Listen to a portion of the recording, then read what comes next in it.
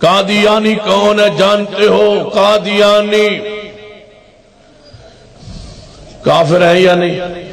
کچھ ہی بولو. مرزا کافر ہے یا کوئی نہیں؟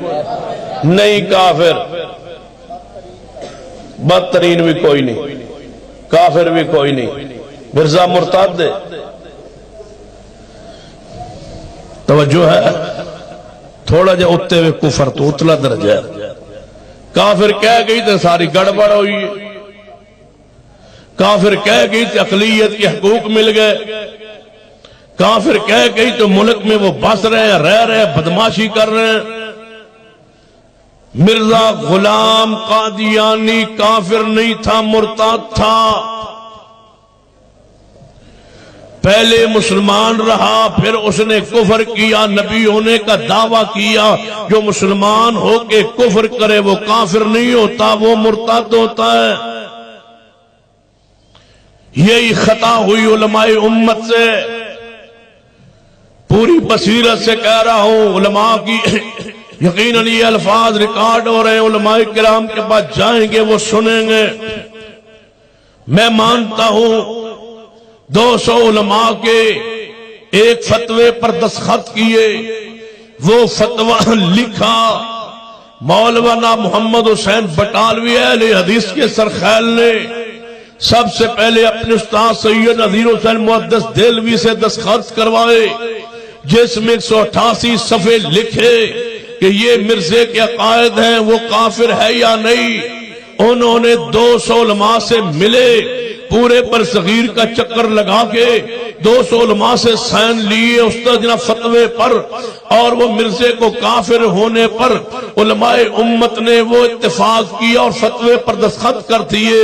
میں کہتا ہوں 200 علماء سے اجتہادی خطا ہوئی ہے، وہ اپنے خلوص کا ثواب پا گئے، اپنے اجتہاد کا ثواب پا گئے، اپنی محنت کا وہ اجر و ثواب پا گئے. لیکن سارے علماء سے اجتہادی خطا ہوئی ہے کہ وہ کافر نہیں تھا، وہ مرتد تھا. جب مرتد مان لیا چاہتا پھر اسمبلی سے مرزے کو مرتد تسلیم کروایا چاہتا، پھر شرعی سزا لاگو ہوتی. شرعی سزا یہ تھی کہ جو دین اسلام قبول کرنے کے بعد بدل لے اس کی سزا قتل ہے. مرزا ہوتا قتل، مرزے کو ماننے والے ہوتے واجب القتل. ان کو مرزائی ہونے کی وجہ سے قانونی تحفظ نہ ہوتا، گرفت ہوتی، گرفتار ہوتے، قانون جناب حرکت میں آتا، ان کو سزا ملتی، وہ سزائے موت ہوتی، وہ قتل کر دیے جاتے، لٹکا دیے جاتے. یہ ناپاک پودا رب کی زمین پر رہنے کے قابل ہی نہیں ہے. مرزائی عام کافر نہیں ہے، یہودیوں جیسے کافر نہیں ہے، عیسائی جیسے کافر نہیں ہے، یہ ہندوؤں جیسے کافر نہیں ہے، یہ سکھوں جیسے کافر نہیں ہے. سکھ ہو، کھتری ہو، ہندو ہو، عیسائی ہو، مجوسی ہو، یہودی ہو، وہ اللہ کی زمین پر رہ سکتا ہے. پیغمبر کو ماننے نہ ماننے یہ اس کی مرضی ہے. لا اکراہ فی الدین، دین میں جبر نہیں ہے. لیکن مرزائی اس کفر ارتداد کا نام ہے کہ یہ رب کی زمین پر نہیں رہ سکتا. اس کے وجود سے زمین کو پاک کرنا ضروری ہے، اس لیے کہ یہ کافر نہیں ہے، یہ مرتد ہے، اور مرتد کی سزا شریعت میں قتل ہے. میں آپ بھی کہتا ہوں، یہ جو علماء کرام دھرنے والے بیٹھے ہیں وہ کہتے ہیں کہ وزیر استعفیٰ دے دے، کبھی کہتے ہیں کابینہ استعفیٰ دے دے، کابینہ استعفیٰ دے دے تو مسئلہ ختم نبوت حل ہو جائے گا. قربانی دینی ہے، بیٹھنا ہے، ڈٹنا ہے تو اس پر ڈٹو کہ مرزائیوں کی پر سزا ہے ارتداد کی، مرتد ہونے کی. جو مسلمان مرزائی ہو جاتا ہے وہ مرتد ہو جاتا ہے، اس کی شرعی سزا کو لاگو کیا جائے. مزہ جو آ جائے دھرنے کا، اور مزہ بھی آ جائے مطالبہ منوانے کا. شناختی کارڈ کے اندر مذہب کا خانہ پڑھا دیا جائے. ووٹر لسٹ میں حلف لیتے ہو، شناختی کارڈ بناتے ہو، یہ کیوں نہیں وہاں لکھتے ہو جہاں اسلام لکھا ہوتا ہے؟ وہاں قادیانی کیوں نہیں لکھا ہوتا؟ تاکہ کارڈ سے ہی پتا چلے کہ یہ مسلمان نہیں ہے.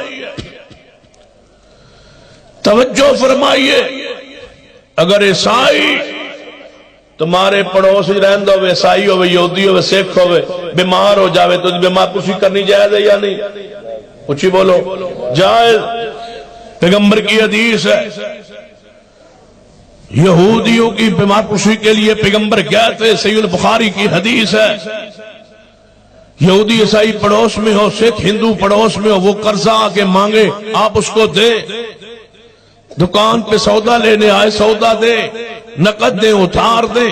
بیمار ہو جائے، بیمار پوشی کرے، اس کی کوئی فوتیدگی ہو جائے، تعزیت کرے، جائیں، اسلام کے مطابق اس کے ساتھ معاملات کریں۔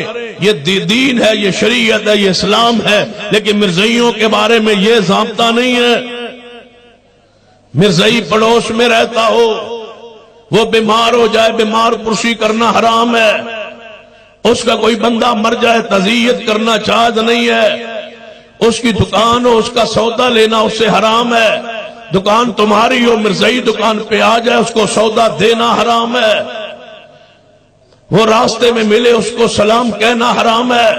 وہ سلام دے تو آپ اس کے سلام کا جواب نہیں دے سکتے۔ اس کے گھر میں آگ لگ جائے، 1122 کو فون نہیں کر سکتے۔ اس کے گھر پر آگ لگ جائے، تم اس پر پانی نہیں ڈال سکتے، پھونک مار سکتے ہو کہ اور بھڑکے، بیمار پڑ رہا ہو، تڑپ رہا ہو، خون گر رہا ہو، اس کے بہ رہا ہو، تم پٹی نہیں لگا سکتے۔ وہ انسان نہیں ہے۔ فلاح انسانیت اور ہے، خدمت انسانیت اور ہے، خدمت خلق اور ہے۔ مرزائیوں کے لیے کوئی نرمی ہمارے ایمان میں، دل میں ہے ہی نہیں۔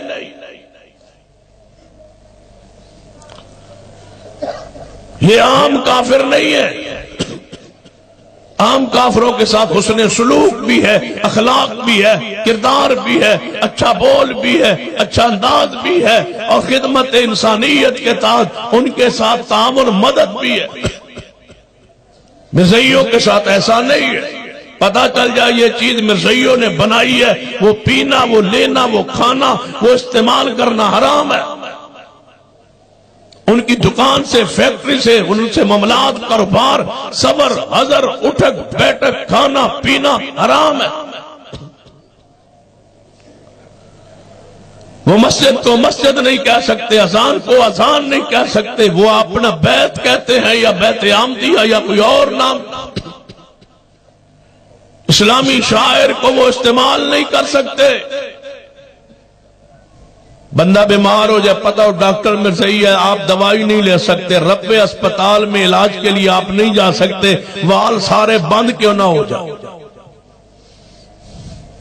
جیڑا جاندہ ہے اسے رب واپس آندہ، جی وہ بڑے اخلاق والے ہوندے، 5% مرزائیوں کو وہ نرمی لے کے واپس آتا ہے۔ اس لیے تو انہوں نے اسپتال بنایا، سستا علاج کرتے ہیں، باقی اپنے فنڈ سے وہ پیسے پورے کر کے تمہارے ایمان سے کھیلتے، متاثر کر کے واپس بھیجتے۔ وہ تے بندے ہی بڑے چنگے، وہ بڑے اخلاق والے۔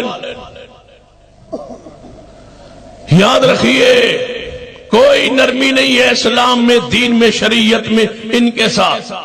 وہ تمہارے ساتھ بیٹھے کہا اللہ نو مننے ہیں، جی ایویں ساڑھے مولوی پیچھے پاسی اللہ نو مننے ہیں۔ ان کے نزدیک اللہ پتہ کون ہے؟ مرزا غلام ہے۔ جیسے رسول پاک نو مننے ہیں، جی محمد رسول اللہ کلمہ پڑھنے ہیں، ان کے نزدیک احمد ہی یعنی غلام احمد ہی محمد ہے۔ اسی حج کرنے ہیں، جی حج و قادیان کو سمجھتے ہیں۔ وہ آپ کے ساتھ یہ ہم صحابہ کو مانتے ہیں، جی وہ صحابہ کس کو مانتے ہیں؟ مرزا گامے کے ساتھیوں کو۔ ہم امہات المومنین کو مانتے ہیں، جی امہات المومنین کس کو مانتے ہیں؟ نعوذ باللہ مرزا کی بیویوں کو۔ کہتا ہے کہ قرآن میں جہاں محمد کا ذکر ہے اس سے مراد میں ہوں۔ کہتا ہے خواب میں سیدہ فاطمہ تزرا کی گود میں سر رکھ کے سویا رہا ہوں، یہ بدماش ہے، اس نے پیغمبر کی بیٹیوں کو معاف نہیں کیا، یہ اتنا ظالم تھا درندہ، اس نے انبیاء کو گالیاں دی ہے، عیسیٰ ابن مریم کو حرام زادہ کہتا تھا، یہ الو کا پٹ۔ عیسیٰ ابن مریم کلمت اللہ، میرے اور تمہارے ایمان کا حصہ، اللہ کے نبی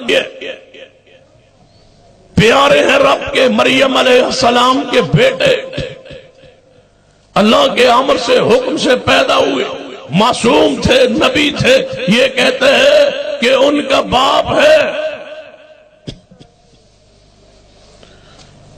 عیسیٰ ابن مریم فوت ہو گئے، ہمارے نزدیک وہ زندہ ہے۔